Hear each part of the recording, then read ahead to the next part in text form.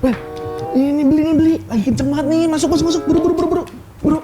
Lu tuh nggak kapok juga ya, udah nyangkut juga. Yaelah, yang penting cuan. Nggak gitu tuh, investasi tuh harusnya. Yes. Tonton ramalan saham.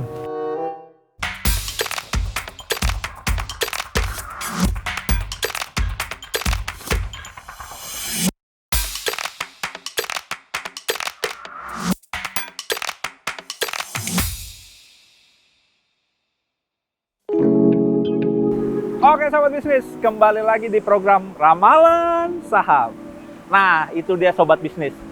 Kalau mau beli saham, jangan kayak Mas Untung. Masa investasi asal-asalan? Kalau mau investasi tuh mesti ngeliat prospeknya. Nah, ngomong-ngomong soal prospek, di Indonesia ini ada prospek yang kayaknya tuh bakal cerah banget untuk tahun ini sesuai dengan kebijakan pemerintah. Wih, industri apa tuh? Itu industri baterai kendaraan listrik, tuh. Oh, gua tahu tuh. Kalau dulu kita ada booming minyak, bumi di 1970-an, habis itu booming CPO dan booming batu bara. Sekarang kayaknya bakal booming baterai kendaraan listrik nih. Benar. Soalnya gini, baterai kendaraan listrik itu bahan bakunya adalah nikel. Dan Yes.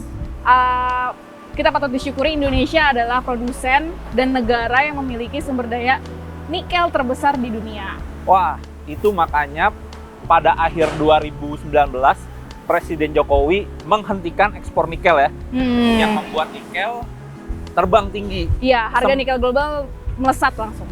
Sementara nikel itu kebutuhan utama untuk baterai. Jadi kalau misalnya para investor ingin nikel Indonesia, mereka harus bangun industrinya di sini. Iya, bisa kayak gitu. Karena ya bahan bakunya ya nikel terbesar di Indonesia. Nah, ngomong-ngomong soal nikel nih, emitennya siapa sih, Vin, yang megang? Nah, ngomongin dari bisnis hulunya dulu kali ya. Oke. Di hulu itu bisnis nikel ada yang megang ANTM, udah pada kenal. Yes, Ya kan? BUMN ya? Favoritnya investor dari beberapa perdagangan terakhir karena sahamnya naik terus. Yes. Terus ada Inco. Mm-mm. Nah, dua emiten ini sedang membangun smelter untuk mengolah nikel. Bangun smelter HPAL namanya kalau nggak salah, yang mengolah bahan baku mengolah nikel untuk menjadi bahan baku baterai kendaraan listrik. Nah, ini kan pemain utamanya di sisi global adalah Tesla. Rumornya Tesla mengambil nikel langsung dari Antam dan Inco.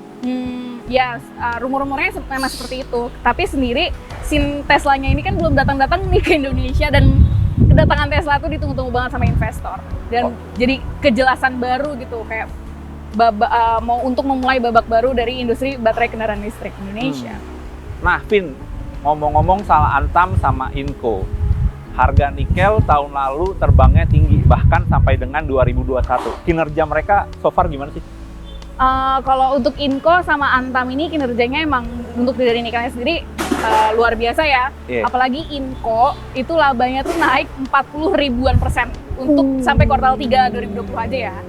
Itu udah naik signifikan banget, dan jadi kayak dengan adanya dukungan pemerintah tentang industri baterai kendaraan listrik ini, dan mereka memegang kontribusi di pertambangan nikelnya, mereka otomatis prospeknya dapat keuntungan lah dari sana. Oke, sepengetahuan gua itu kalau nggak salah Inco laba kuartal 3-nya tembus 1 triliun, sementara Antam 800 miliar ya.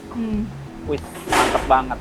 Nah, ngomong-ngomong soal industri baterai listrik kan nggak mungkin kita ngomongin hulunya doang. Iya. Nah, pemainnya tuh siapa aja sih di hulu sebenarnya?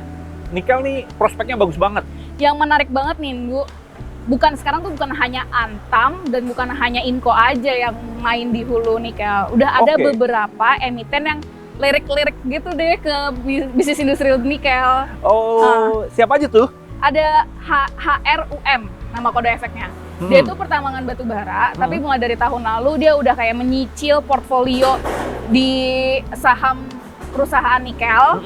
Terus kemudian baru-baru ini adalah si HRUM itu mengakuisisi salah satu perusahaan tambang nikel.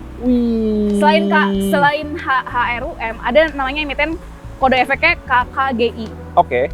Dia juga belum lama ini baru aja mengakuisisi juga membeli saham perusahaan produsen nikel juga. Kalau nggak salah ada perusahaan alat berat yaitu kode sahamnya INTA juga mulai masuk ke nikel ya? Iya, dia udah mengungkapkan ketertarikannya dengan nikel karena dia bilang kalau misalkan baterai kendaraan listrik ini booming, otomatis di hulunya ini bakal lebih genjot lagi aktivitasnya. Jadi otomatis yang di pertambangan ini butuh alat berat gitu. Jadi si emiten alat berat INTA ini juga udah mulai ngincer-ngincer kayak saya akan mengincar kontrak nikel.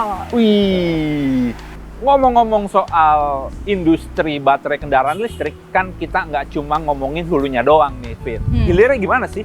Nah, di hilirnya ini, nikel ini emang besar, dan ternyata itu bawa efek domino ke mana-mana kan. Salah satunya si kendaraan listriknya ini. Di hilirnya ini, emiten MEDC, aka Medco.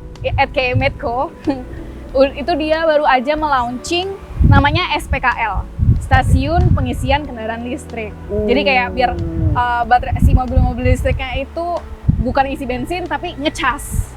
Jadi charging stationnya gitu. Oke, jadi mereka nggak perlu ribet nyari power bank ya?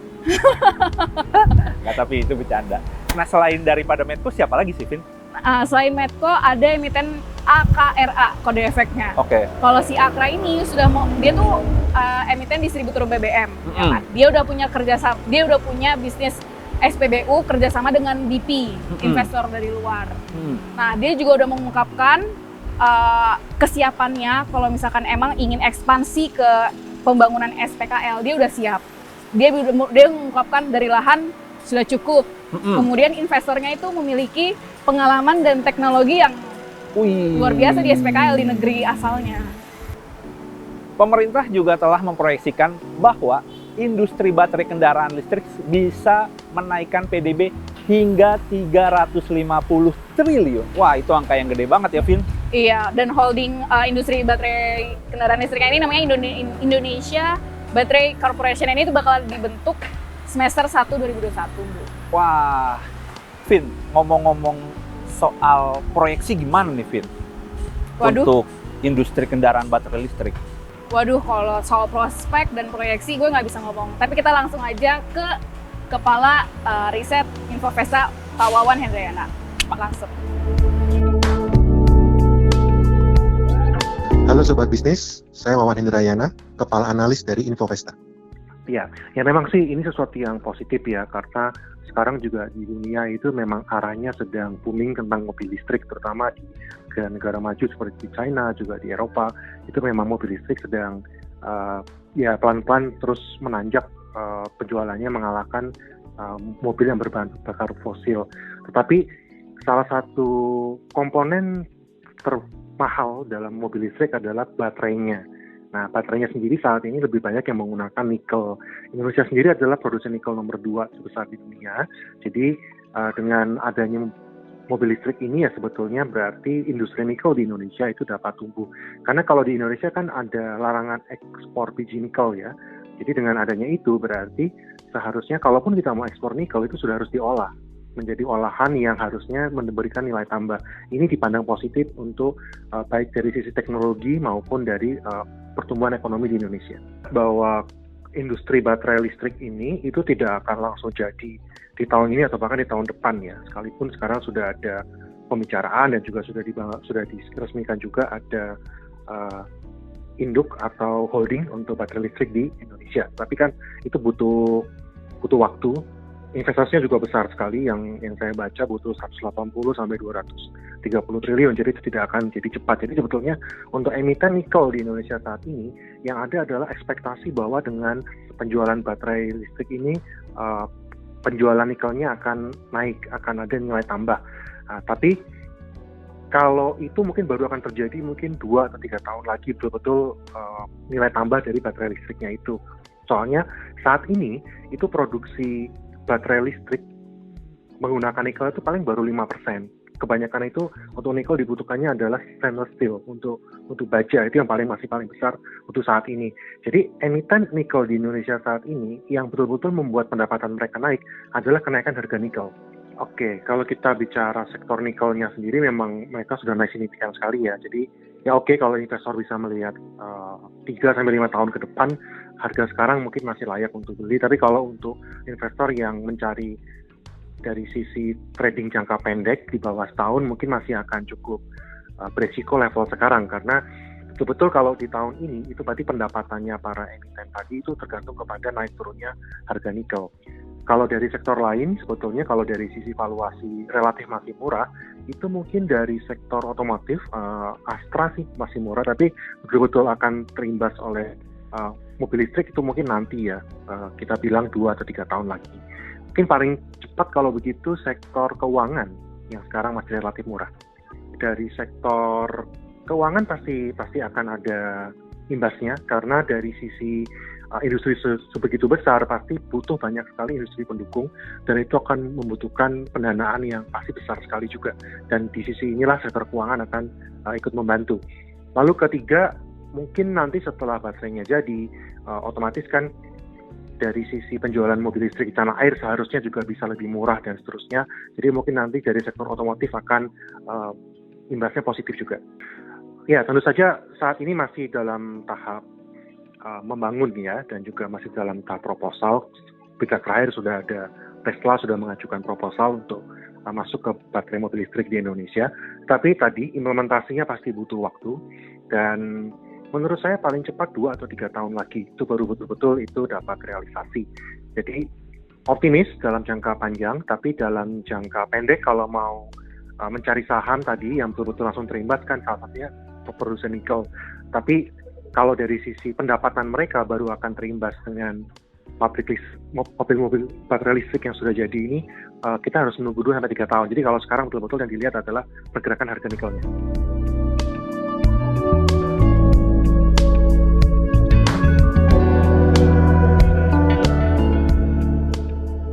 Video ini tidak untuk direproduksi atau disalin oleh orang lain.